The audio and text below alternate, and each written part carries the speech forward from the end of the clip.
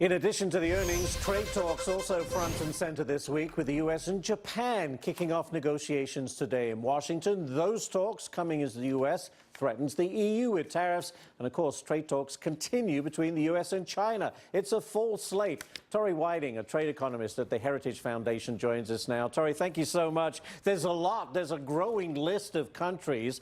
We know what's going on with China, we think. Let's start with Japan. What is the main issue between the U.S. and Japan? And can that get figured out? Well, here's the thing, Ashley. The big question here is that the United States is realizing that American farmers are losing out to other farmers around the world because of the administration's pullout of the Trans-Pacific Partnership. That agreement has gone on without us, and now American farmers are left in the dust. And so I think this administration will be focusing on getting some key early wins vis-a-vis Japan, but Japan's not going to be willing to play ball when auto tariffs are still on the table.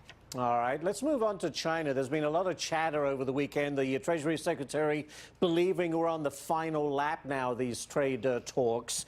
And there's a report that perhaps the U.S. will tamper down its requirements on the Chinese subsidies to its state-owned companies. That's quite a concession on our side, is it not? Well, I mean, I think that you're going to see in this final agreement concessions from both sides, from the U.S. and China. That's what really makes a great trade agreement.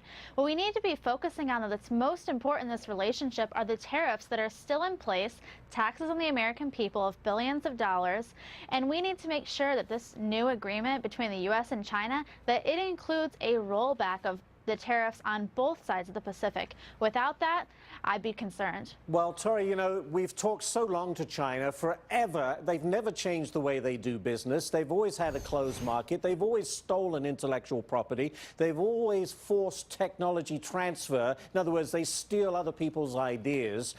Could you argue, and I think the president certainly would, that tariffs are the things that are bringing the Chinese to the table to do some serious talking? So I hear in your voice you hate tariffs, but at some point you have to wield a big stick, and that is in the form of tariffs. Well, here's the thing, Ashley. You know, we know that things have hopefully moved in the right direction with the U.S. and China, but the devil's really in the details of this agreement. And I'm not so sure that the tariffs, the taxes on the American people that have really set turmoil throughout the country, if they'll be worth it. We know that those are taxes. We know that Americans are paying more to buy things from China. And when are those things going to go away? An agreement has to include an elimination of the tariffs. Otherwise, it's not really a win for the American people. That's true, but it's the tariffs that gets the Chinese to finally buckle down and do what we're asking them to do. Stop stealing our stuff.